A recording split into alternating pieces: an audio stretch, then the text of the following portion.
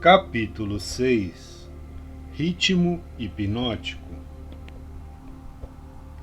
Que lei misteriosa é essa pela qual você toma controle permanente dos corpos das pessoas, mesmo antes de possuir as suas almas?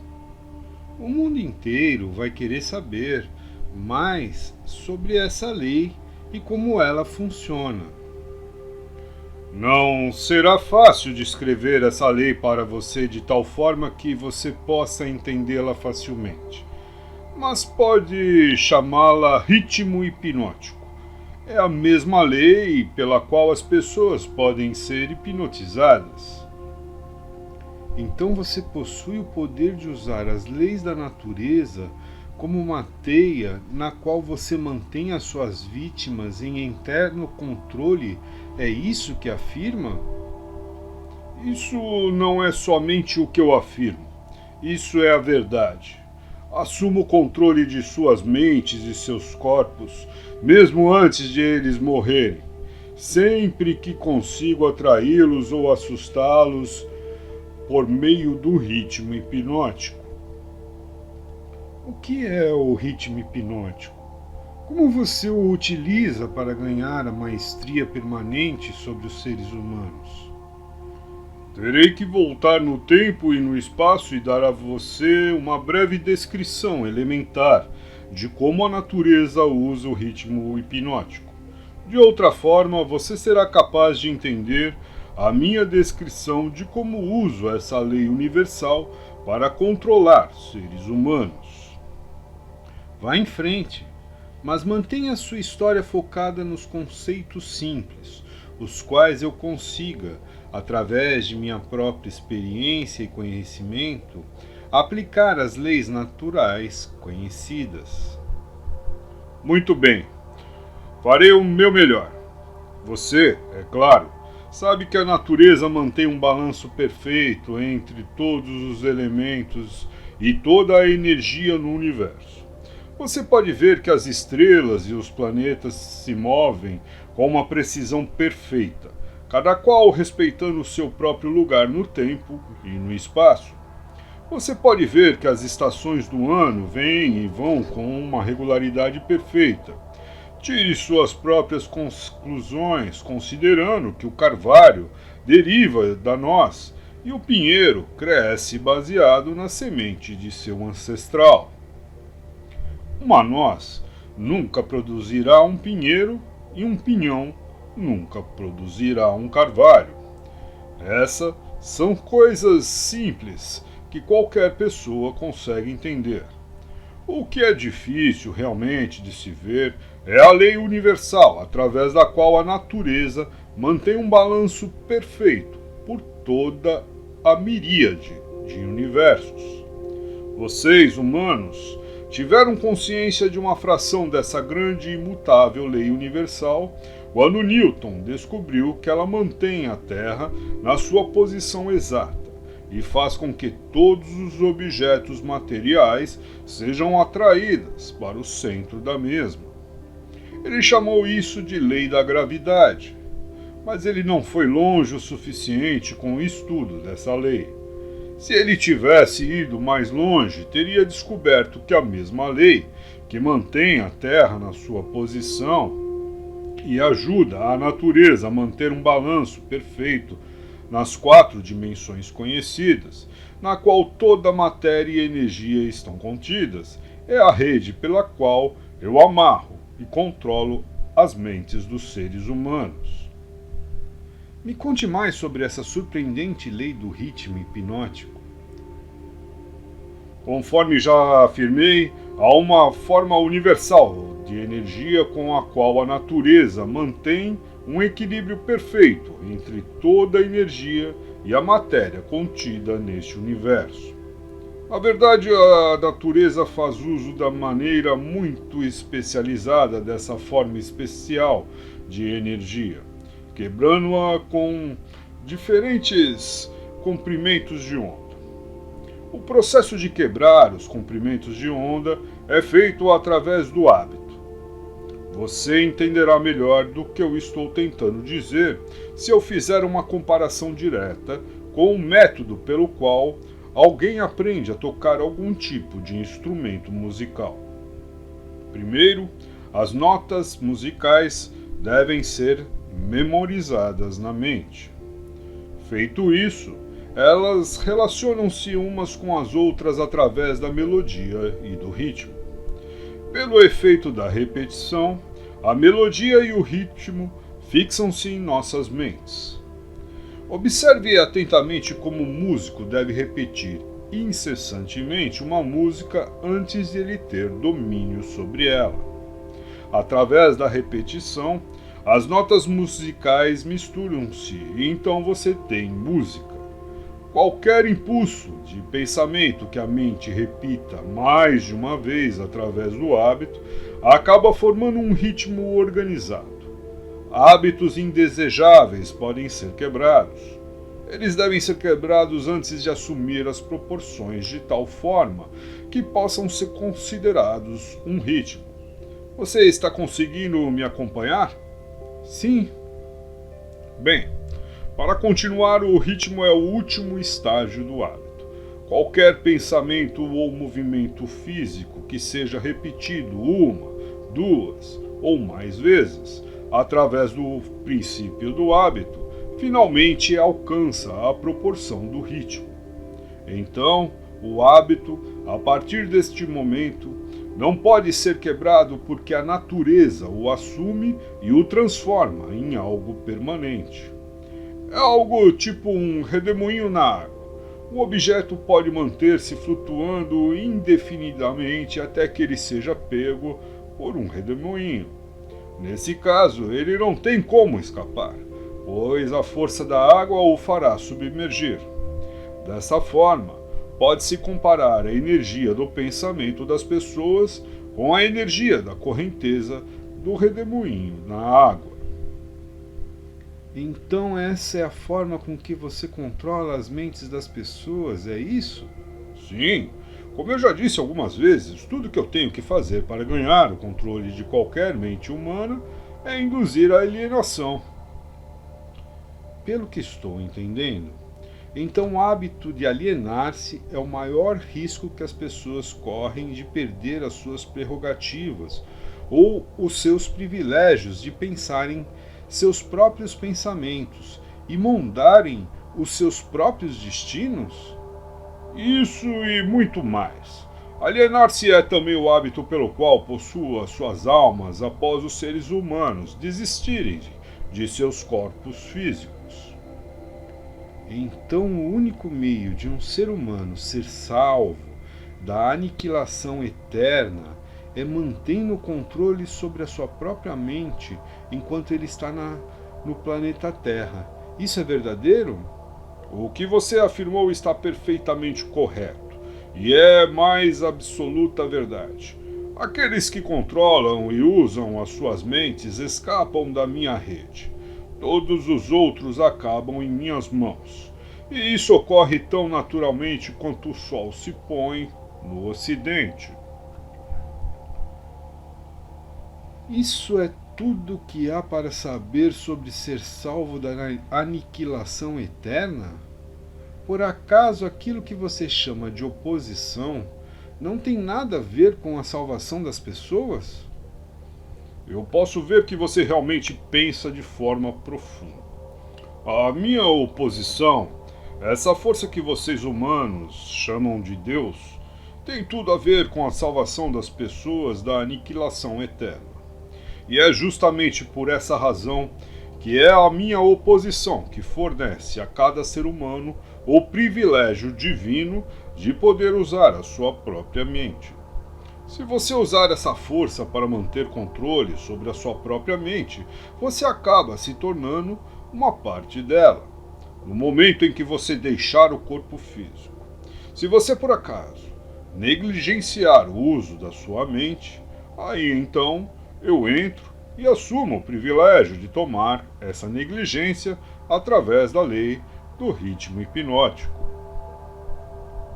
O quanto de uma pessoa você toma conta quando você a possui? Tudo o que sobra depois que ela deixa de controlar e usar a sua própria mente. Em outras palavras, quando você ganha o controle de uma pessoa, você toma conta de toda a sua individualidade até o momento em que ela deixa de usar a própria mente? Isso está correto? Essa é a forma com que trabalho. O que você faz com as pessoas que você controla antes da morte? O que de útil essas pessoas fazem para você enquanto elas vivem? Eu as uso ou uso o que sobrou delas, e depois que tomo conta de sua mente, essas pessoas tornam-se propagandistas e me ajudam a preparar as mentes de outras pessoas para que entrem no hábito da alienação. Você não apenas engana as pessoas destruindo seus poderes para controlar as suas próprias mentes, mas as usa para ajudá-lo no trabalho de emboscar outras? Sim, não deixo passar nenhuma oportunidade. Vamos voltar para o assunto do ritmo hipnótico. Conte-me mais de como essa lei funciona. Mostre-me como você usa indivíduos para ajudar a ganhar o controle sobre os outros. Quero saber algo de tal forma que você me mostre a maneira mais efetiva com que você usa o ritmo hipnótico. Ah, isso é fácil. A coisa que eu mais gosto, na verdade, é preencher as mentes das pessoas com medo. Uma vez feito isso, não encontro nenhuma dificuldade em fazê-la alienar-se. Após, ela fica presa na minha rede através do ritmo hipnótico. Que tipo de medo humano melhor serve ao seu objetivo? O medo da morte. Por que o medo da morte é a sua arma favorita? Porque, na verdade, ninguém sabe. E, de acordo com as leis naturais do universo, ninguém consegue provar definitivamente o que acontece após a morte. Essa incerteza causa arrepio em todas as pessoas. As pessoas que se deixam tomar conta pelo medo, qualquer tipo de medo, recusam-se a usar as suas mentes e começam, neste momento, a alienar-se. Eventualmente, elas alienam-se no redemoinho do ritmo hipnótico, do qual poderão nunca escapar. Então você não se preocupa com o que os líderes religiosos pensam ou falam de você quando eles falam da morte?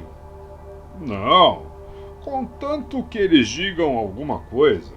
Se as igrejas parassem de falar sobre mim, a minha causa sofreria um grande revés. Todo o ataque feito contra mim, na verdade, aumenta o medo nas mentes de todas as pessoas que são influenciadas por esses líderes.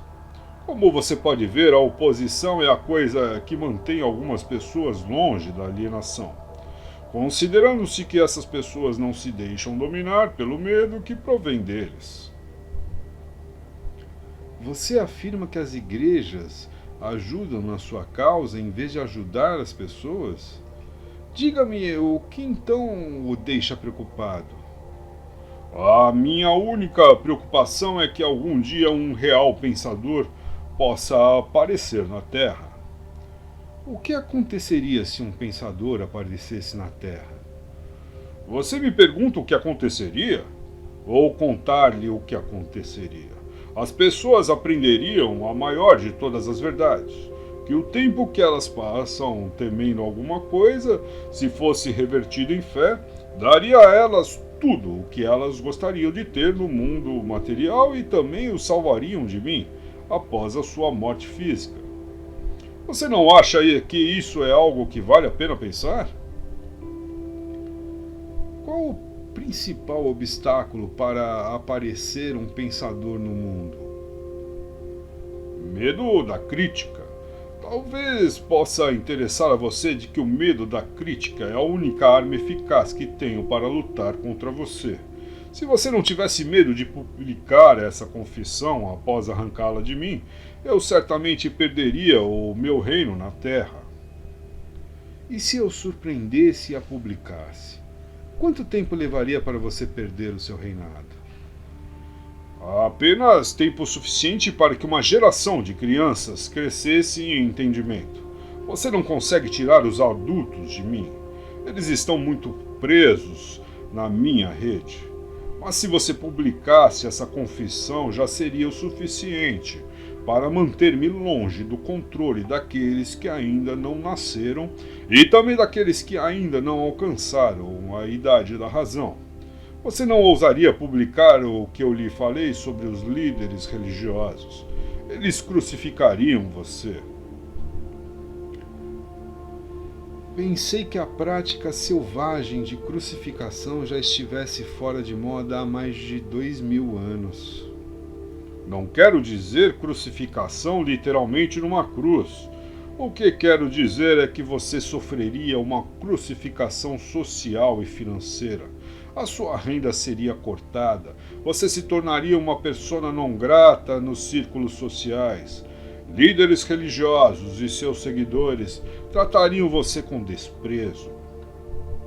Suponho que eu deveria escolher apostar as minhas fichas com os poucos selecionados que fazem uso de suas próprias mentes, em vez de me preocupar com o medo das massas de pessoas que não usam as suas mentes. As massas de pessoas que você clama ter 98%? Se você tiver coragem suficiente para fazer isso, prejudicará o meu estilo. Por que você não fala de nenhum cientista? Não gosta de cientistas? Ah, sim, eu gosto de todas as pessoas e muito, mas os verdadeiros cientistas estão fora do meu alcance. Por quê? Porque eles pensam por si mesmos e gastam o seu tempo estudando as leis naturais. Eles lidam com fenômenos de causa e efeito, com fatos onde quer que os achem. Mas não cometa o erro de acreditar que cientistas não têm religião. Eles têm uma religião muito bem definida. Qual é a religião deles? A religião da verdade. A religião das leis naturais.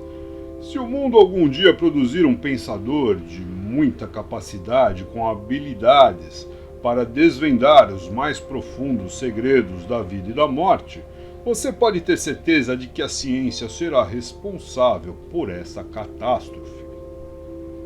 Catástrofe para quem? Para mim, é claro. Vamos voltar ao assunto do ritmo hipnótico. Eu quero saber mais sobre ele. Ele tem alguma coisa a ver com o princípio pelo qual as pessoas podem hipnotizar umas às outras? É precisamente a mesma coisa. E eu já lhe disse isso. Por que você repete tanto as suas questões?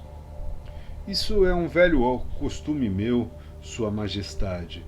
Para seu esclarecimento, eu lhe direi que na verdade estou forçando você a repetir muitas de suas afirmações pelo simples fato de dar ênfase. Também estou tentando ver se consigo pegar você em alguma mentira. Não mude o assunto. Você volte para o ritmo hipnótico e me conte tudo o que você sabe sobre ele. Eu, por acaso, sou uma vítima? Neste momento, não. Mas muito pouco faltou para você cair na minha rede. Você se alienou através do redemoinho do ritmo hipnótico até o momento em que você descobriu como me forçar a fazer esta confissão.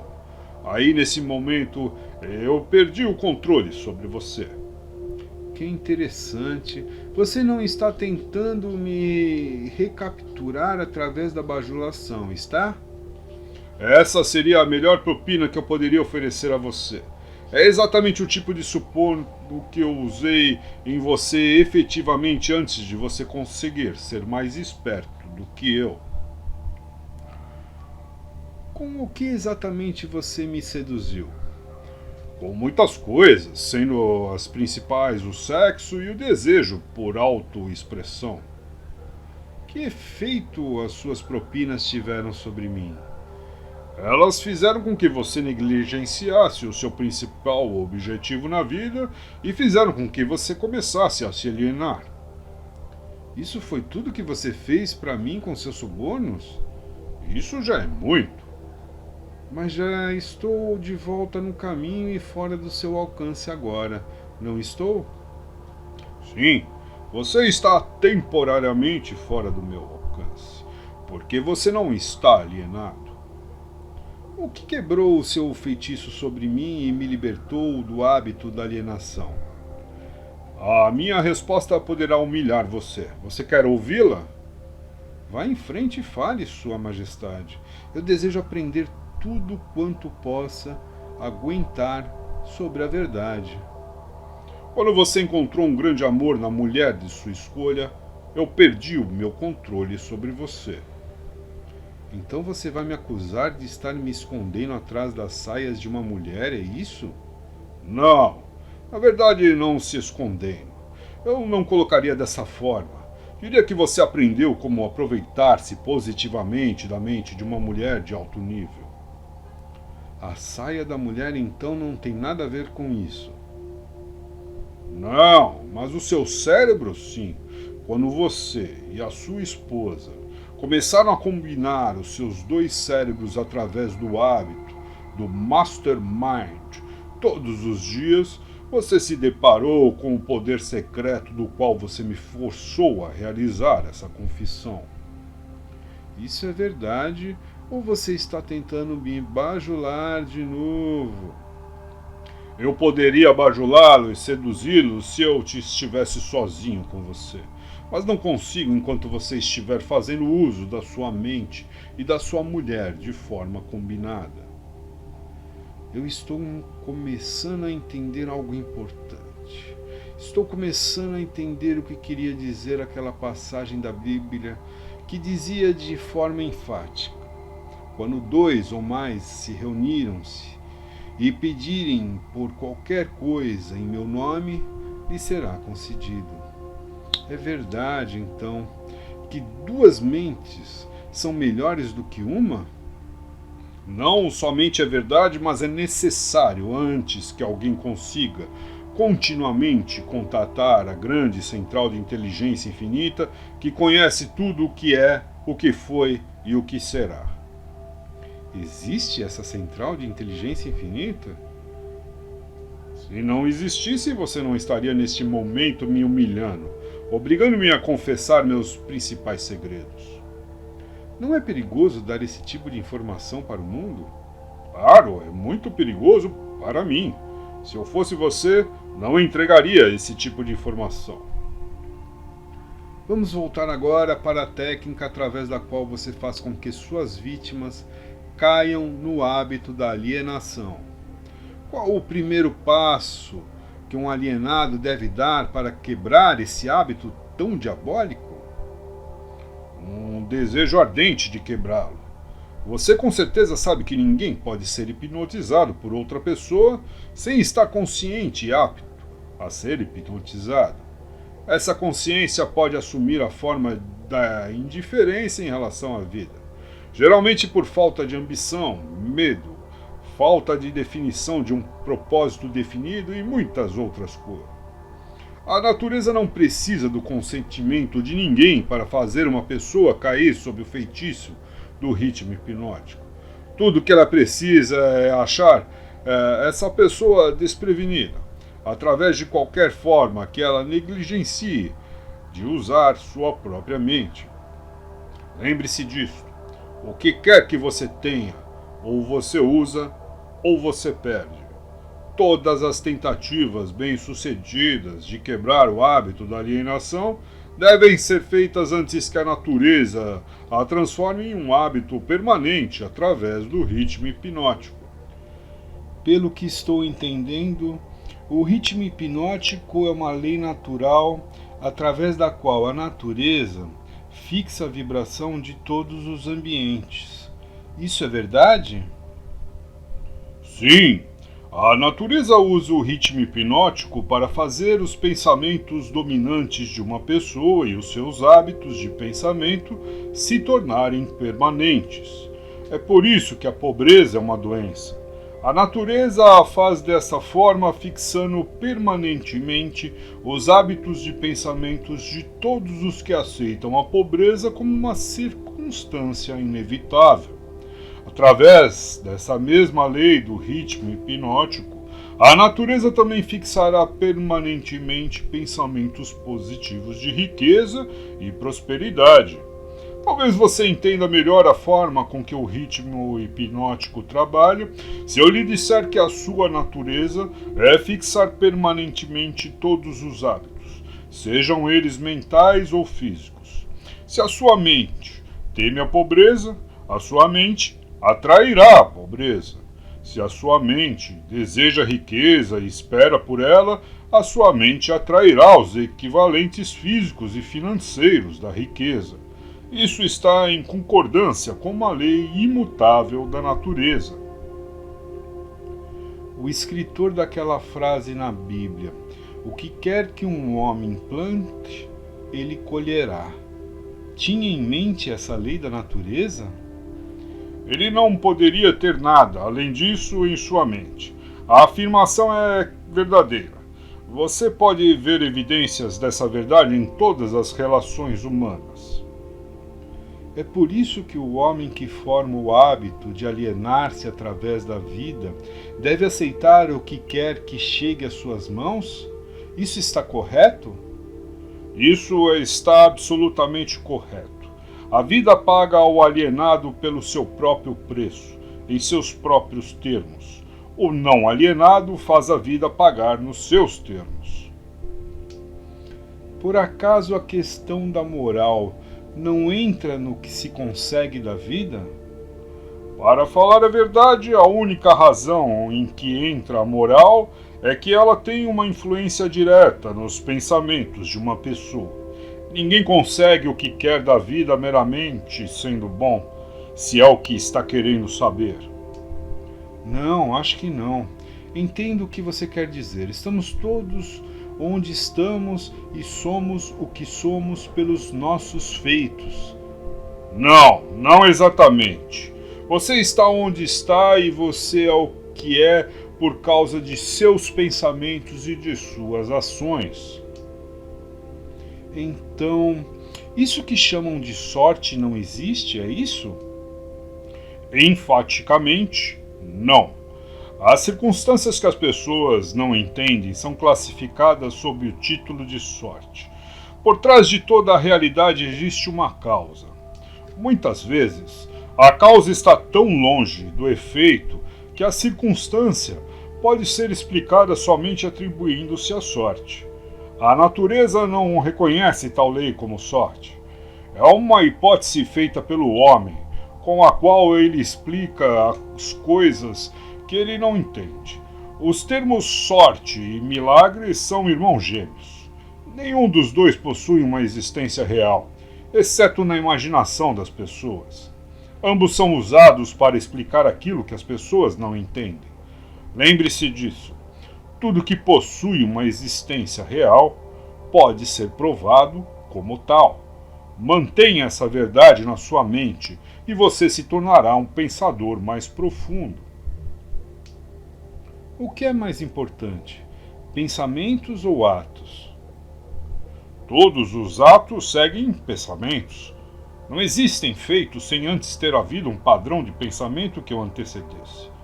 Além disso, todos os pensamentos têm uma tendência de se tornarem a sua contraparte física. Os pensamentos dominantes, que são aqueles que uma pessoa mistura com as emoções, desejos, esperança, fé, medo, ódio, ganância, entusiasmo, eles não apenas têm a tendência de se tornarem o seu equivalente físico, como estão fadados a se tornarem o equivalente físico. Isso me leva a lhe pedir que me conte mais sobre a sua pessoa. Onde, além das mentes das pessoas, você se fixa e realiza seus planos?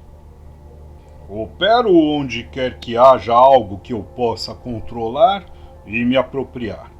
Já lhe disse que eu sou a porção negativa do elétron da matéria. Sou a explosão do raio. Sou a dor na doença e o sofrimento físico. Sou o general que não é visto na guerra.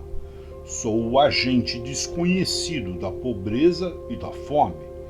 Sou o executor na pena de morte. Sou um inspirador do desejo na carne. Sou o criador da inveja, da ganância e do ciúme. Sou o instigador do medo. Sou o gênio que converte as realizações de homens da ciência em instrumentos de morte. Sou o destruidor da harmonia em todas as formas de relações humanas. Sou a antítese da justiça. Sou a força propulsora de toda a imoralidade. Sou o obstáculo para tudo que é bom. Sou a ansiedade, o suspense, a superstição e a insanidade. Sou o destruidor da esperança e da fé. Sou o inspirador da fofoca destrutiva e do escândalo. Sou o desencorajador do pensamento livre e independente. Em resumo, sou o criador de todas as formas de miséria humana, o instigador do desencorajamento e do desapontamento. E você não chama isso de frio e cruel? Eu chamo isso de certo e confiável. A crise econômica mundial quebrou os hábitos dos homens em todas as partes e redistribuiu as fontes de oportunidades em todos os setores da vida, em uma escala sem precedentes. O álibi do alienado, com o qual ele tenta explicar a sua posição indesejável, é o seu grito de que não existem novas oportunidades no mundo. Não alienados não esperam pela oportunidade para trilhar o seu caminho. Eles criam oportunidades que estejam em acordo com os seus desejos e necessidades. Os não alienados são espertos o suficiente para evitar a influência do ritmo hipnótico? Ninguém é esperto o suficiente para fugir da influência do ritmo hipnótico. Poderia uma pessoa facilmente evitar a influência da lei da gravidade? A lei do ritmo hipnótico fixa permanentemente os pensamentos dominantes dos homens, sejam eles positivos ou negativos, ou não alienados ou alienados, respectivamente. Não há razão para que um não alienado queira evitar a influência do ritmo hipnótico, porque essa lei é favorável a ele. Ela o ajuda a converter seus objetivos, planos e metas em réplicas físicas. Ela fixa os seus hábitos de pensamentos e os faz permanentes. Somente um alienado desejaria escapar da influência do ritmo hipnótico. Boa parte da minha vida adulta fui um alienado. Como foi que consegui escapar do redemoinho do ritmo hipnótico? Você não escapou. A maior porção dos seus pensamentos e desejos dominantes, desde o momento em que você alcançou a vida adulta, tem sido um desejo definido de entender todas as potencialidades da mente. Você pode ter se alienado em pensamentos de menor importância, mas não se alienou com esse desejo. Devido ao fato de não ter se alienado, você agora está gravando um documento que lhe dará exatamente o que os seus pensamentos dominantes desejavam da vida. Por que a sua oposição não usa o ritmo hipnótico para fazer com que pensamentos positivos e causas nobres tornem-se permanentes? Porque a sua oposição permite que você use essa força estupenda pelos seus próprios pensamentos e ações. Por que a sua oposição não vence você blindando as pessoas com pensamentos que construam e as eleve acima da sua influência? A lei do ritmo hipnótico está disponível para todos que queiram fazer uso dela. Faço uso dela de forma mais efetiva do que a minha oposição, porque ofereço às pessoas subornos mais atrativos, a fim de que elas pensem nos meus tipos de pensamento e realizem os meus tipos de ações. Em outras palavras, você controla as pessoas fazendo com que pensamentos negativos e ações destrutivas sejam prazerosos para elas. Isso está correto? Essa é a ideia, Exatamente.